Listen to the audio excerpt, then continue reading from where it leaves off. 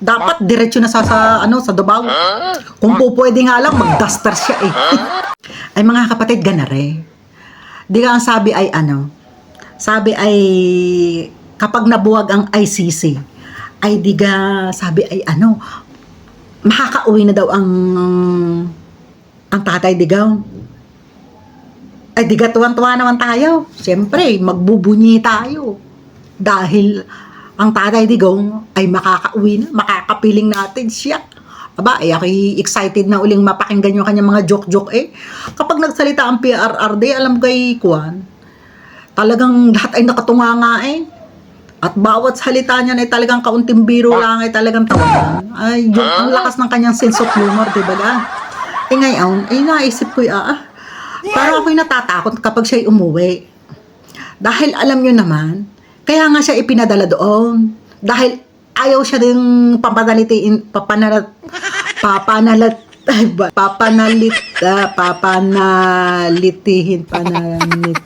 ayaw nila na manatili si PRRD dito sa Pilipinas. Bakit? Malaking hadlang. Kasi tututulan ni PRRD kung ano mga kaluguhan ng ginagawa ng mga dispalinghado diyan. Di ba?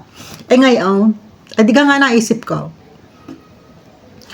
na paano kaya iuuwi ang PRRD ng ligtas? Kasi ang lagi kong iniisip ay itong si Ninoy Aquino, ay di ka nung pababa na ng eroplano, ay di ka isang bala yung sa niya, sa ulo niya. Oh. Ay paano kung gawin ngayon sa kay PRRD gayon din? Ay di ka maglulok sa ang bansa. Ay huwag naman. Huwag naman, ay kasakit naman ang gayon. Kaya ano kaya ang magandang gawin nila kapag uuwi na ang PRRD? Ay siguro ay private na lang, private yung eroplano. Tapos kailangan may dami ang PRRD, di ba nga? O kaya ilagay nila sa luggage para hindi halatang tao yung nasa loob. Ayaw, di ba? Tingnan mo yung si Galman. Tinodas din para di makapagsalita. Ako man din ay gustong-gusto kong makauwi ang PRRD. Ay pag ako'y talagang naiisip ko'y paano kaya sa makauwi.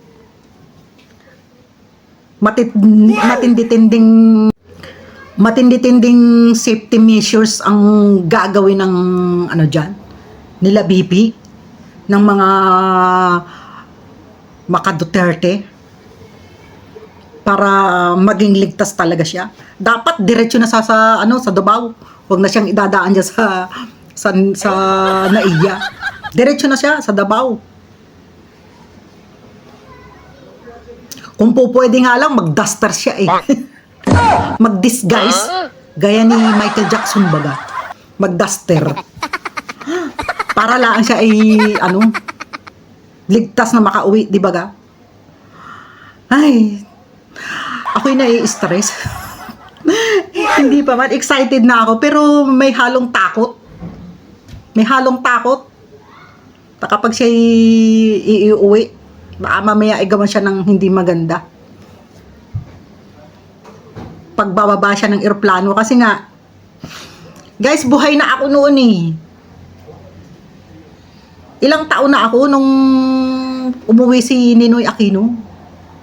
Kaya inaabot ko yung people's power na yun talaga. Nasubaybayan ko yan. Kahit yung hitsura ni Ninoy Aquino noon, na pagbagsak niya doon, nakita ko yun. Kasi televised yun. Ay, sana naman ay makauwi ng ligtas ang PRRD kapag yan ay pinauwi na ng Pilipinas. At para marami ang sumaya. Sigurado kung kapag dumating ang PRRD, hindi pa man baliktaran na yung mga politikong ayan. Yung dati bumabanat kay BP Sara, ay awang ko sa inyo. Yan. Ay, naku po. Politika nga naman. Nakakasira ng ulaw, nakakasira ng pagkatao. Ay, sige na. At pag-isipan natin kung anong magandang gawin. Kung ano ba dapat gawin ng yung safety measure na gagawin. Pag uwi na ng ating Tatay Digong, ay talagang miss na natin si Tatay Digong. Ano?